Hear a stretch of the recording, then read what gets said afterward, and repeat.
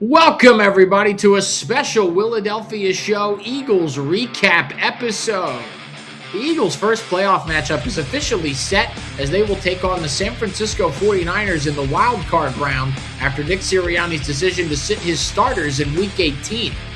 The Eagles needed to beat the Commanders and also needed Detroit to beat Chicago this weekend in order to secure the number 2 seed in the NFC. Did Sirianni make the right decision? Welcome into the Willadelphia Show, everybody. My name is Will Barbera, and let's get right into it. We got a whole lot to talk about here. The Eagles lost 24-17 to the Washington Commanders in Week 18 after head coach Nick Sirianni decided to rest his starters before the playoffs. The Eagles had a chance to lock up the number 2 seed with a win against the Commanders and a Chicago loss to Detroit. Detroit beat Chicago 19-16 on a last-second field goal, but the Eagles fell short and will be the number 3 seed in the NFC. This means they will play the number 5 seed San Francisco 49ers in the wild card round of the playoffs instead of playing the number 7 seed Green Bay Packers, who honestly just kind of limped in. Many people in and around the city have questioned Sirianni's decision to rest the starters instead of playing for the higher seed. And they should be, if I'm being honest. I was pretty upset about this as well. If the starters had played for even one quarter of this game, the Eagles would have won by at least a touchdown. It's pretty ridiculous to think that the second string offense looked good in spurts in a game that they really needed to win. But I think we saw an overall lack of depth throughout the entirety of the Eagles roster during this game. Let's start with the offense, okay? Tanner McKee played okay, all in all, but I think this game kind of broke the sterling reputation Eagles fans had of the young quarterback coming in.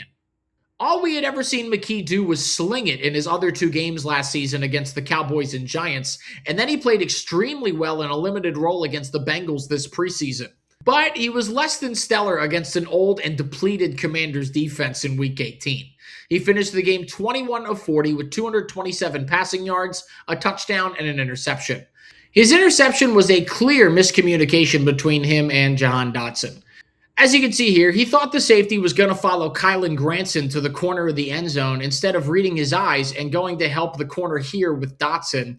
He threw the ball right as the safety broke in, and it was intercepted in the end zone. Prime opportunity to score right before half squandered because of a play that a more experienced quarterback would have made.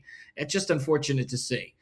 There were a few bright spots on the offensive side of things outside of that, though. Devontae Smith led the Eagles with 3 receptions for 52 yards, which doesn't sound like a big deal until I tell you that he eclipsed the 1,000-yard mark for the 3rd time in his career. This is also the 3rd time that both Devontae Smith and A.J. Brown have both eclipsed 1,000 receiving yards in the same season. The record for a wide receiver duo for simultaneous 1,000-yard campaigns is held by Mike Evans and Chris Godwin of the Tampa Bay Buccaneers with 4 such seasons. But the biggest bright spot of the Eagles' offense in this game, and honestly over the past few games, was running back Tank Bigsby. Bigsby finished the game with 16 carries for 75 yards and a touchdown, and added another reception for 31 yards through the air for a total of 106 scrimmage yards. I love watching this guy run the football. He runs with a ruthless aggression that you don't see many other backs play with. And I'm not saying he's better than Saquon because that's pretty ridiculous to even suggest, but I do think the Eagles should get him the ball more. I think he adds value to the team with a completely different style of running than Saquon does. Saquon is all about trying to find an opening and hitting the second gear with that elite level of burst. Bigsby is more patient and isn't afraid to lower his shoulder to get more yards. He keeps his legs churning until he is on the ground 10 times out of 10. It's a fun style of running to watch, but more importantly, it's been the more effective style of running for the Eagles over the past few games. Teams game plan to stop Saquon Barkley more than they game plan to stop anybody on the Eagles offense. They watch more tape, they practice going against and stopping him more than anyone on the Eagles. They study his tendencies and the blocking assignments he waits for to try and counter every time he gets the ball. Tank allows the offense to open up by keeping the run game effective even when Saquon isn't producing. The Eagles' offense has still been frustrating to watch for most of this season. But in the games where Bigsby gets at least 9 carries, the Eagles are 3-1 this season, the one loss being to the Commanders this past week. I think that Tank Bigsby could be a secret weapon for the Eagles going into the playoffs. I hope the Eagles use him as a change of pace back more often, starting in the wild card round against San Francisco. Now, the worst part of watching the game on Sunday against Washington was the performance by the second string defense, but more specifically, the secondary.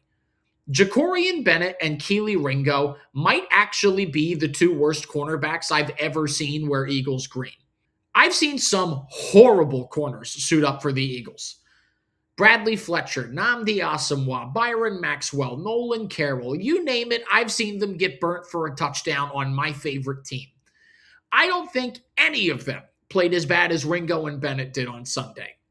They both had a defensive pass interference penalty. Bennett actually had two, and rookie Mac McWilliams had another, and all of them set the Commanders up inside the 5-yard line for a scoring opportunity. The icing on top of the cake was watching Keely Ringo make one of the worst plays I've ever seen a defensive back make on the touchdown that the Commanders had to take the lead in the fourth quarter. Take a look here. 3rd down and long in the red zone in the fourth quarter, tie football game. Commanders just had a false start on 3rd down that backed them up and gave us some space to get a stop. Johnson takes the snap, rolls to his left where Keely Ringo clearly picks him up. What this simpleton does next actually disgusted me. He turns around and helps cover the non-existent receiver behind him, allowing Johnson to quite literally waltz into the end zone for the go-ahead touchdown. I'm not joking when I say a blind nun could have made this play if they just continued to the ball carrier. This is a play an NFL cornerback needs to make, especially in this situation with the 2 seed on the line.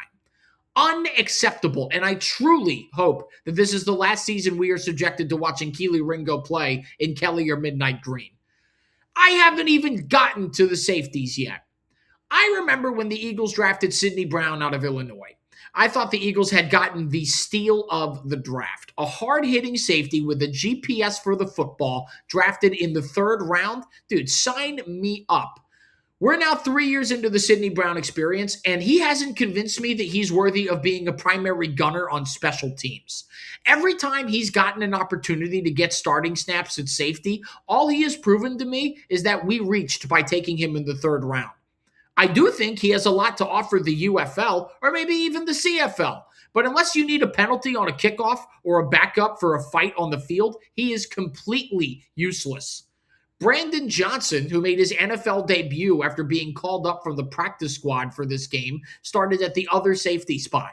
He left the game in the second quarter and was replaced by Michael Carter II. A nickel corner the Eagles acquired from the Jets at the deadline, who had never played a snap at safety in the NFL before this game. And boy, was it easy to tell. Watching the Eagles get diced up by 39-year-old Josh Johnson, who has been employed by more than half the teams in the National Football League, was particularly demoralizing, even if it was against our second stringers. But it was also pretty hilarious to watch the Commanders act like they won a Super Bowl because they beat our second stringers. This stems from 3 weeks ago when the Eagles first beat the Commanders 29-18, and late in the fourth quarter, while the Eagles were having kicking woes due to Jake Elliott struggling, they went for a 2-point conversion after a touchdown in what was then an 18-point game. This led to a fight on the field that led to several players, including Eagles right guard Tyler Steen, getting ejected from the game. After the game, Commanders head coach Dan Quinn, who is more known for blowing leads in the Super Bowl than he is for leading his team into battle, got all salty and said, quote, "If that's how they want to get down, we'll get down like that. We play them again in 2 weeks." Commanders fans are probably so elated about this win that they're taking over whichever Hard Rock Cafe is closest to them.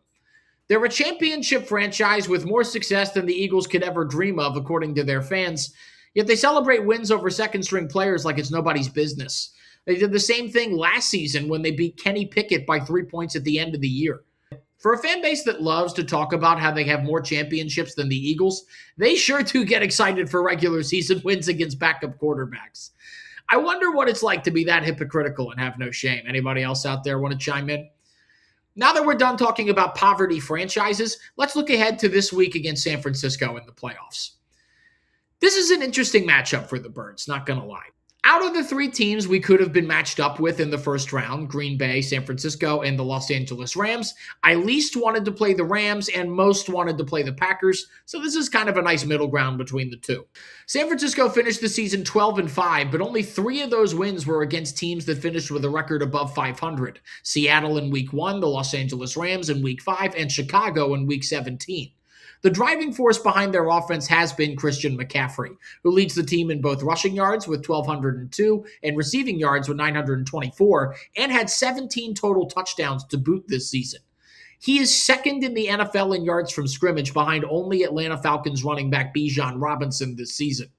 That doesn't mean he's the only weapon San Fran has. George Kittle is still one of the best tight ends in the league when he is healthy, and you have to make sure he's accounted for in the red zone. And Juwan Jennings led the team in receiving touchdowns with 9 and has had lots of success against the Eagles in the past when these two teams have played. The matchup to keep an eye on is the Eagles' high-pressure defensive line against the 49ers' offensive line that could be without star left tackle Trent Williams for the second straight game. Williams missed the Week 18 matchup against the Seahawks with a hamstring injury, but it remains to be seen if he will be ready for the wildcard matchup against the Birds. 49ers quarterback Brock Purdy has only made 9 starts this season, but the 49ers are 7-2 in those games, with losses to Jacksonville and Seattle. But only 2 of those 7 wins have been against a team with a 500 record or better, and has only been sacked more than once in 2 of those games as well, against the Tennessee Titans and Seattle Seahawks. It will be interesting to see how much pressure the Eagles' defensive line will be able to generate, especially if Williams plays, and how Purdy is able to handle it. He seemed very uncomfortable against the Seahawks defense last Saturday with the number 1 seed on the line. And you better believe the Eagles will be studying the game tape from that one in their game prep. I'll be honest, I have a lot more confidence in the Eagles defense going into this game than I do the offense. But the one thing that bodes well for the Birds is that the 49ers defense has been depleted by injuries throughout the season. They already have lost star players Nick Bosa and Fred Warner, as well as first-round pick Michael Williams and linebacker Tatum Bethune for the season, and now linebacker D. Winters may miss the wild-card matchup as well with a hamstring injury. All of those bode well for an Eagles offense that really needs a performance that will put the rest of the NFC playoff teams on notice. As far as San Francisco's secondary goes, it's a whole lot of mediocrity around star cornerback Deommodore Lenoir, who will most likely shadow A.J. Brown for most of the game.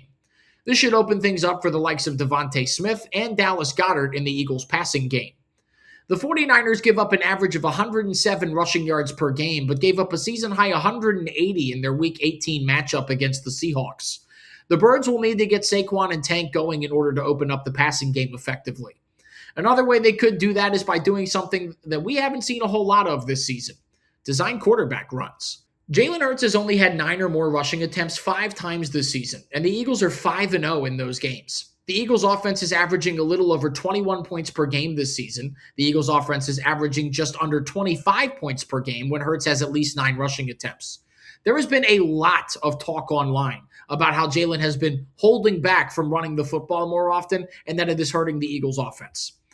Now is the time to show everybody exactly how dangerous the Eagles are when the offense is firing on all cylinders. And the best way to do that is to use Jalen Hurts' legs to open up the offense. That starts on Sunday at 4:30 p.m. against San Francisco on Fox. That is our show, ladies and gentlemen. Thank you so much for tuning into this Eagles recap episode of the Willadelphia Show. Do you think Sirianni made the right decision by resting the starters?